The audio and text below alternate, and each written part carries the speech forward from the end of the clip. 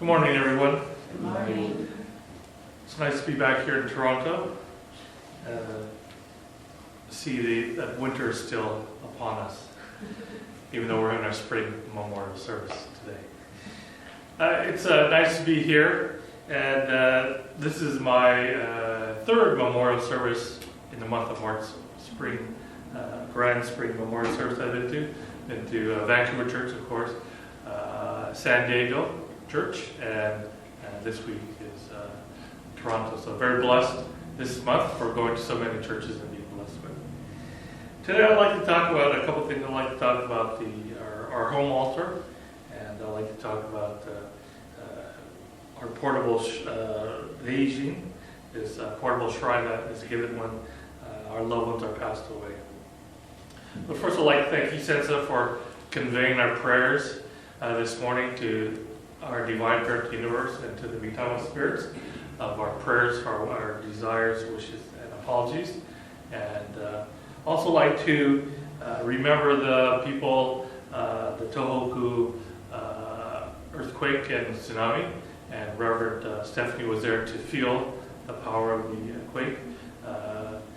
But as we are still, the Konko faith is still doing many efforts to help the people in the area. They are lunch programs, meal programs on the weekend. People still go up every weekend to help rebuild and to help the people in the area.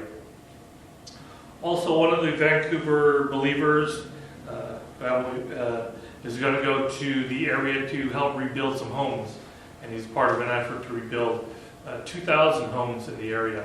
So it's quite a big job for him to do, and so we're very blessed that he has worked there, and so we're very grateful. And please pray for them always, and have them in your heart. Today, he says that it's in the prayers, and we have, he says, Mitama Spirit, remember heaven and earth is your eternal home. And underneath there's a box. And a box represents the names of all the people that are enshrined here in the Toronto Church. And what happens is when somebody passes away, we do this transfer of the Mitamas, the physical body to the spiritual world. And so that it's usually placed in a little box, and the name of the person who passed away and the day of the passing. And so this is a transitional rite that is done, and it's put into a little box. We call that Eiji or Mitama Shiro. And so this is what is given to the family after the service, after the 50-day service. It's given to the family. There's only one per family. And usually it's given to the deceased husband or wife or the eldest child. Very Asian tradition, right? The oldest gets everything. But so if you're the younger one, you have to share basically, or go to your oldest sibling's house to pray and to remember. But you can remember anywhere, but that's where the actual physical box would be. So please remember that. Look at when you go to your parents' house or Bachan Jichan's house, I would look for that. So taking care of our departed loved ones is our responsibility. This is a form that was made by the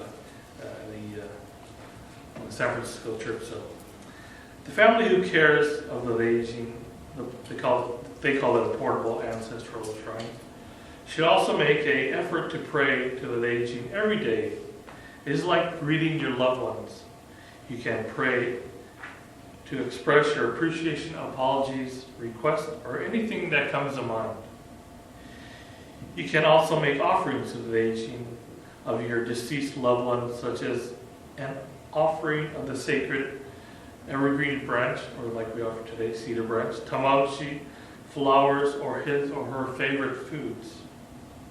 For the families that do not have this aging, a picture of the person is also fine. Try to visit and maintain your loved one's cemetery plot. Try to make an effort to attend the memorial services held at church. It will give you an opportunity to pray for all of your family ancestors, as well as a chance to further deepen your faith. We all have ancestors, maybe millions of ancestors. However, taking care of your family's ancestors is the same as taking care of millions of them, because we believe that we are all interdependently connected. Taking care of your ancestors is like fertilizing the roots of a tree. They are invisible. Because they are underground, they support the whole tree. If you have any questions, please contact your minister and about this ritual and about the sacred Mitama Shirodi Reiji. And so I think that all of us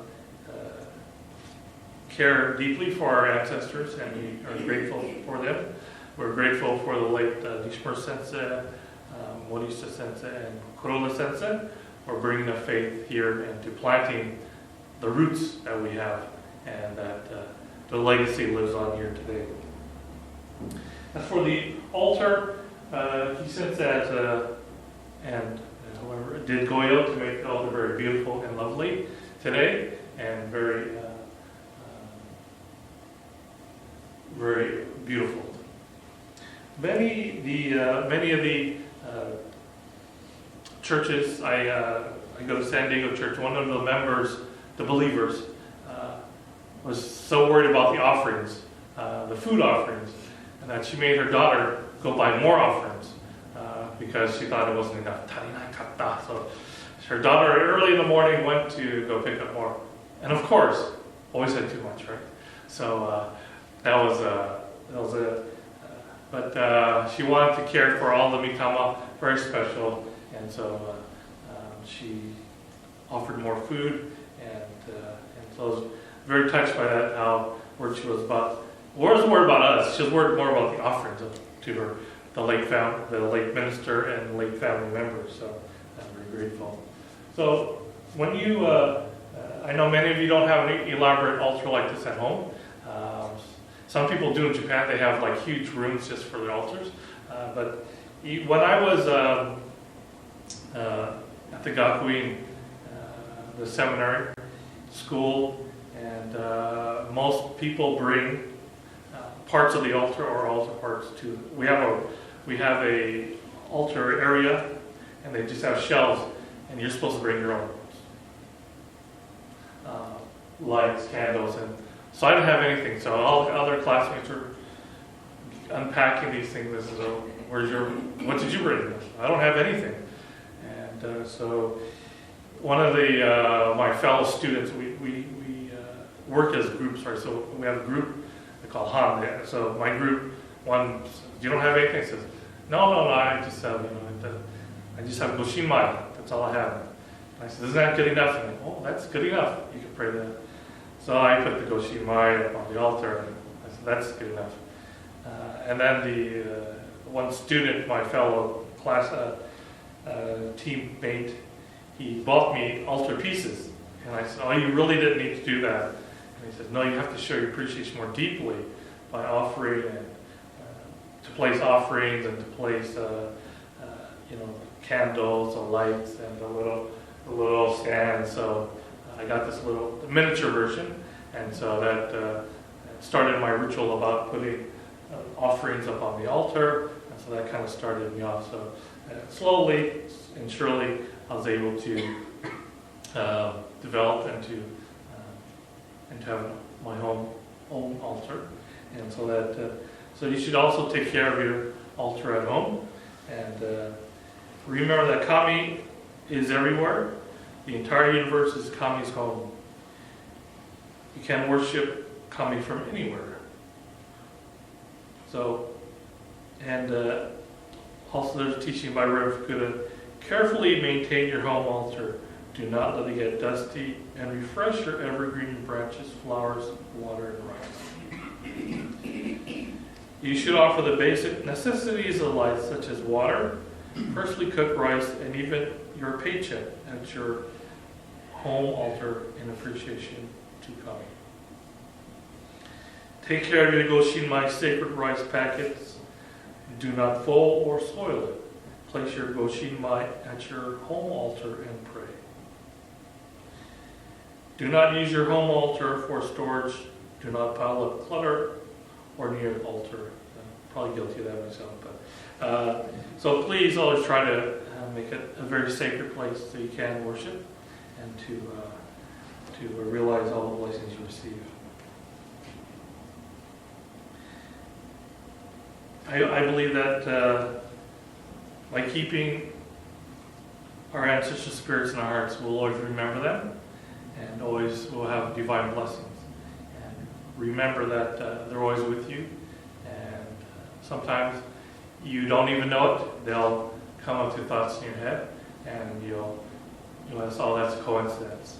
But I believe it's the Mitama Spirit working and sharing with you. So please pray to your Mitama Spirits when you get home tonight, this afternoon, and pray that pray for them. Offer their special foods.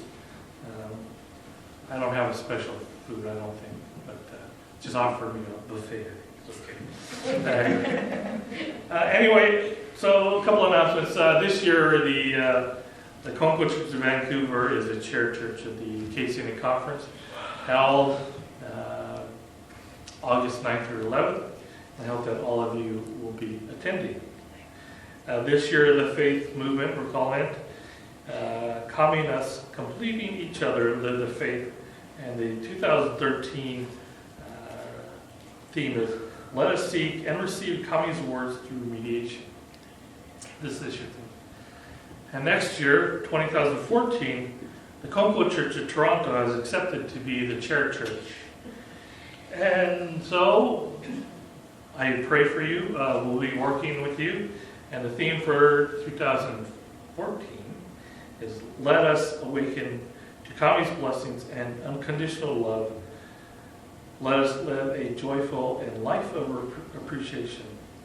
So I believe this is a wonderful opportunity for the Toronto church members to work together for a common goal to make the conference a wonderful experience for those who will be attending. The conference is an opportunity for us to learn, share, and bond with each other. Also, we have the youth camp that Rev Stephanie is in charge of this year, and then we have the young adult at the age 25. Then we have a new program. It's called Spirituality Bridge. That's open to 21 years older. And this is another workshop. And this is also paid for that. Thursday night is paid for your accommodation and meals. But Friday is the conference starts. And so it's been a very, last year was the first year of that program. And it was very good that people were able to come out and enjoy that. And then the conference will start on Friday through Sunday. So this is a great opportunity to introduce your friends, family that will attend, and hopefully it'll be close that we can have people come to the service, to the conference. Thank you very much.